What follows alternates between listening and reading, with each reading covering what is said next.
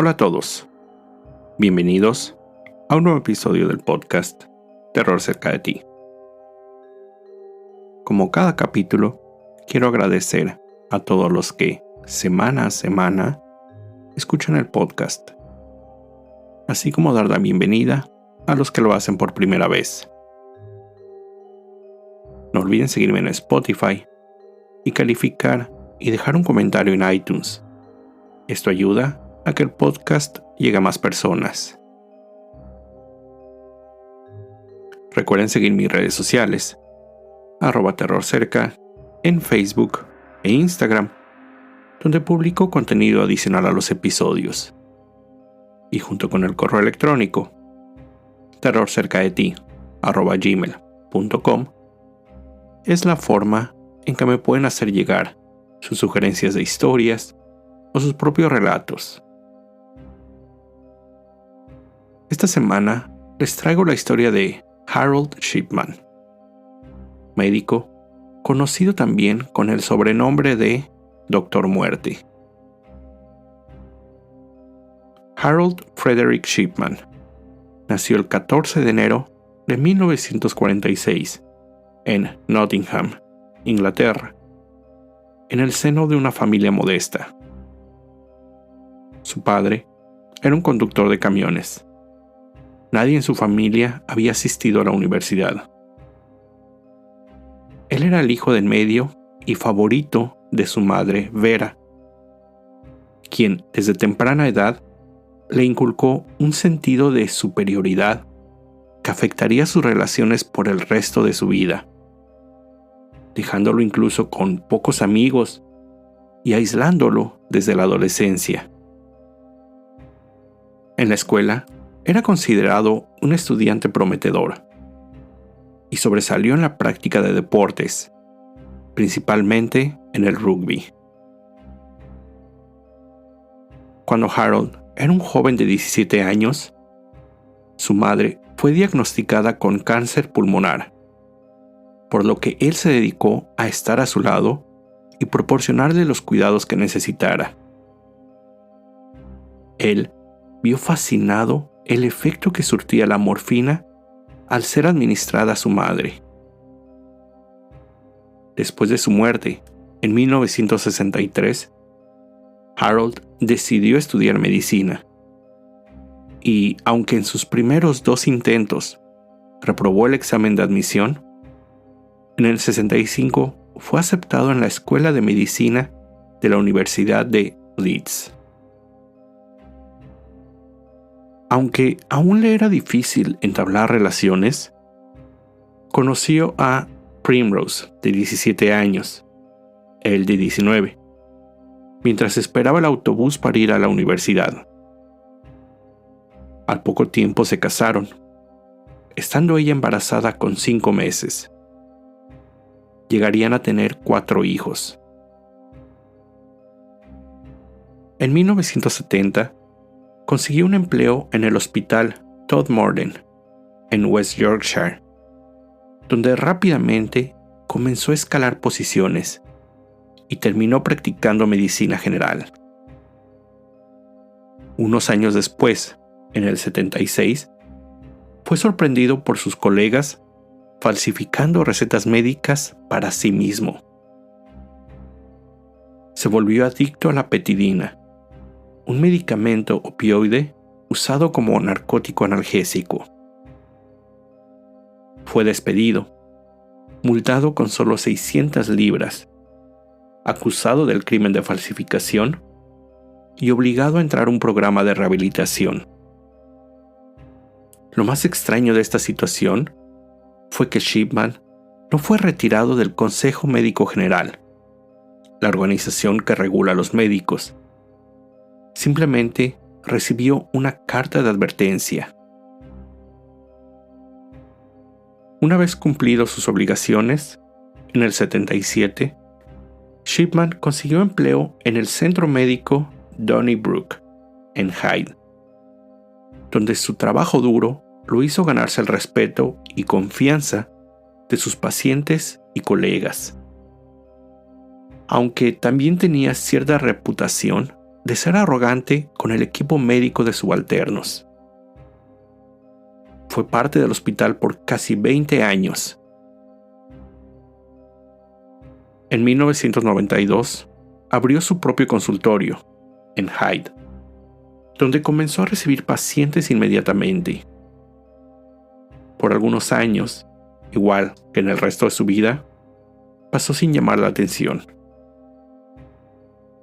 No fue hasta marzo de 1998 cuando un empleado de la funeraria local notó que los pacientes del Dr. Shipman parecían morir en una proporción más alta de lo normal, 10 veces más que sus colegas. Además de notar ciertas similitudes en los cadáveres. La mayoría de ellos estaban completamente vestidos y generalmente sentados o reclinados en un sofá. Él mismo fue con Shipman para plantearle sus inquietudes, a lo que él solamente le contestó que no había nada de qué preocuparse. Poco tiempo después, una colega, la doctora Susan Booth, también notó algunas anormalidades que le inquietaron, por lo que avisó al forense del condado, quien a su vez contactó a las autoridades. La policía realizó una investigación, pero Shipman no fue acusado de algún crimen, ya que parecía que todos los registros médicos de sus pacientes estaban en orden. Sin embargo, esa investigación falló en revisar con el Consejo Médico General o sus antecedentes penales, algo que hubiera sacado a la luz su historial. Kathleen Grundy, viuda y relativamente saludable para sus 81 años de edad, fue encontrada muerta en su hogar el 24 de junio del 98, solo algunas horas después de su visita a Shipman. Angela Woodruff, hija de Kathleen, fue notificada de la tragedia e inició los trámites necesarios. Shipman le sugirió que su madre no necesitaba de una autopsia. Angela aceptó la recomendación y procedió a sepultar el cuerpo de su madre. Ella, abogada de profesión, era la encargada de llevar todos los asuntos legales de su madre, por lo que se sorprendió cuando descubrió que existía otro testamento, en el que Kathleen dejaba todos sus bienes a Shipman. El Nuevo Testamento tenía marcada la opción de cremación. Además, decía, cito, «Dejo todas mis propiedades, dinero y casa a mi doctor. Mi familia no tiene necesidad y quiero recompensarlo por todo el cuidado que me ha dado a mí y a la gente de Hyde». Angela estaba segura que ese testamento había sido falsificado y sospechó inmediatamente que el doctor había asesinado a su madre para quedarse con su herencia. Ella contactó a las autoridades, donde el detective asignado revisó el caso y con la poca evidencia que contaba en ese momento, llegó a la misma conclusión. El cuerpo de Kathleen fue exhumado y en el informe post-mortem se descubrió que había muerto por una sobredosis de morfina, administrada solo 3 horas antes de su muerte, justo al mismo tiempo que su visita al consultorio de Shipman. Con esta información adicional, la policía obtuvo una orden de cateo para el domicilio de Harold, donde encontraron registros médicos, una extraña colección de joyería y una vieja máquina de escribir, que se comprobaría había sido usada para falsificar el testamento. Toda la evidencia encontrada en el domicilio hizo que las autoridades se dieran cuenta que ese no era un caso aislado. Dieron prioridad a investigar los casos de víctimas que no habían sido cremadas y que hubieran fallecido al poco tiempo de haber visitado a Shipman. Él, en la mayoría de los casos, había sugerido a los familiares de sus pacientes cremar los restos de sus seres queridos, haciendo hincapié que no era necesaria mayor investigación en las muertes, aún en casos donde sus familiares habían fallecido por causas previamente desconocidas por ellos. En los casos cuando él era cuestionado, Shipman proveía notas generadas en su computadora que corroboraban la causa de muerte como natural. Con todas estas evidencias, Shipman fue arrestado el 7 de septiembre de 1998. Durante su interrogatorio, él aseguró que Kathleen era adicta a una droga similar a la heroína o morfina, señalando sus registros médicos como evidencia. Sin embargo, la policía descubrió que los registros habían sido actualizados después de la muerte de Kathleen. En los meses siguientes, fueron exhumados los restos de 11 víctimas. Las autoridades lograron identificar otros 14 casos en los que Shipman administró dosis letales de diamorfina, realizó registros falsos de las muertes de sus pacientes y falsificó sus historiales médicos para mostrar que todos estaban por morir. Durante la investigación, Shipman negó las acusaciones de asesinato y se negó a cooperar con las autoridades y psiquiatras criminales.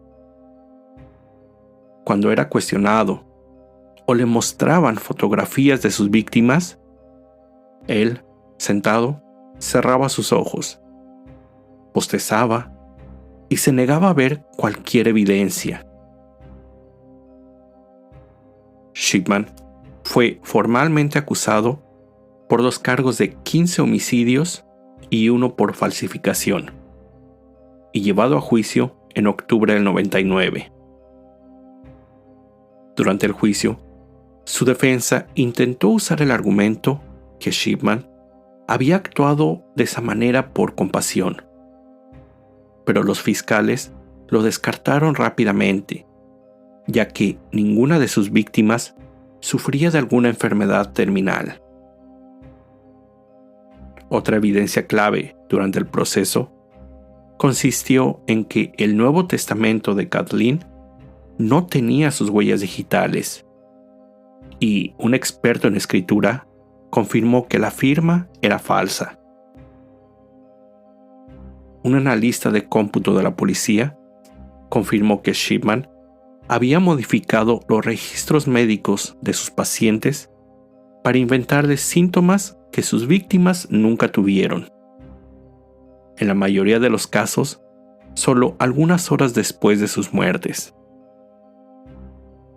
Después, el comportamiento de Shipman salió a relucir cuando familiares de sus pacientes declararon que él no había mostrado ninguna compasión, así como ignorar los deseos de los familiares y negarse a revivir a los pacientes, así como pretender llamar a los servicios de emergencia en presencia de sus familiares, para después cancelar el llamado cuando el paciente era descubierto muerto.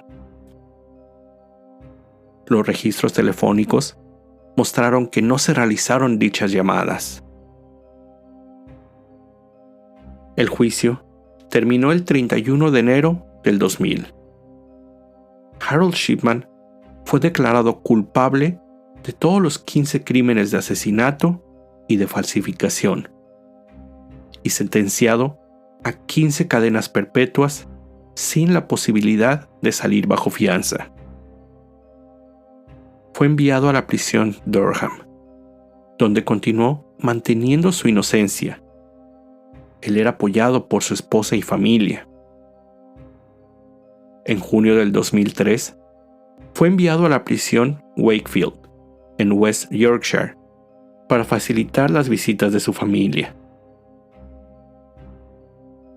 Un día antes de su cumpleaños 58, el 13 de enero del 2004, Shipman fue encontrado en su celda sin vida. Se había ahorcado usando las sábanas de su cama y atándolas a las barras de la ventana.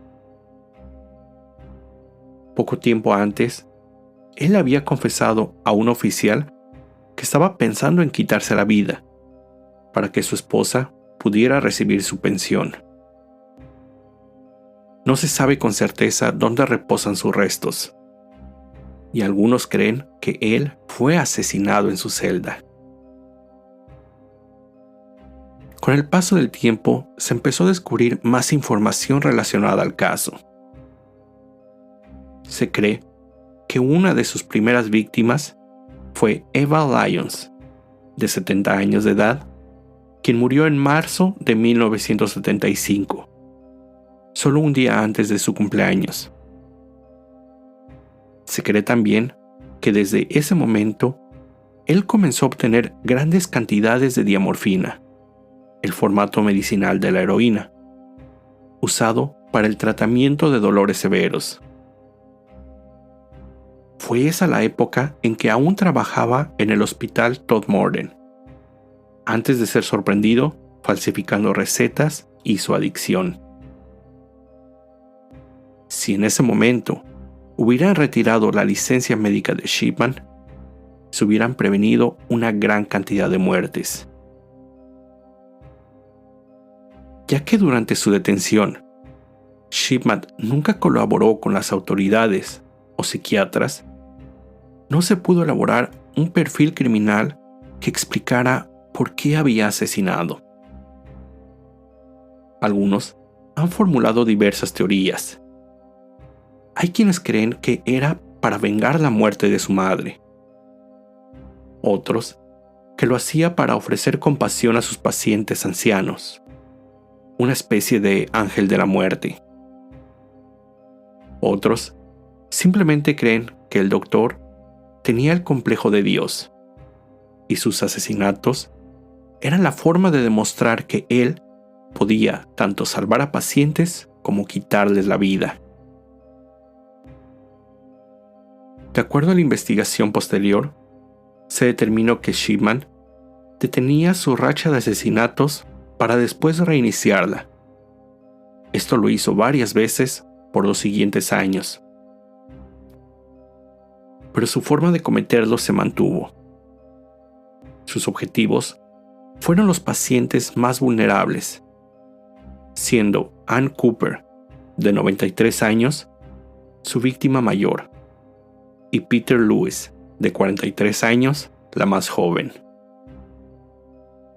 Él administraba una dosis letal de diamorfina y ya fuera que los veía morir frente a él o los enviaba a casa para que murieran unas horas más tarde. Shipman siempre dio una imagen de médico cuidadoso, médico familiar, por lo que es muy difícil saber con exactitud cuándo fue que él comenzó a asesinar a sus pacientes, o simplemente cuántos murieron bajo sus cuidados. Se estima que el número de víctimas está entre los 215 y 260. Una auditoría clínica calculó que el número de víctimas habría sido por lo menos de 236 pacientes en un periodo de 24 años. Se cree que asesinó a 71 de sus pacientes mientras trabajaba en Donnybrook y el resto en su práctica individual. De sus víctimas, 171 fueron mujeres y 44 hombres. Con estos números, esto significaría que Shipman podría ser considerado el asesino serial más prolífico del mundo. esta fue la historia de Harold Shipman, el Doctor Muerte. Con esto llego al final de este episodio. Como siempre, te recuerdo estar alerta de todo lo que pasa a tu alrededor, ya que el terror está donde menos te lo esperas. El terror está cerca de ti. Cuando el miedo se convierte en terror, hay una historia que contar.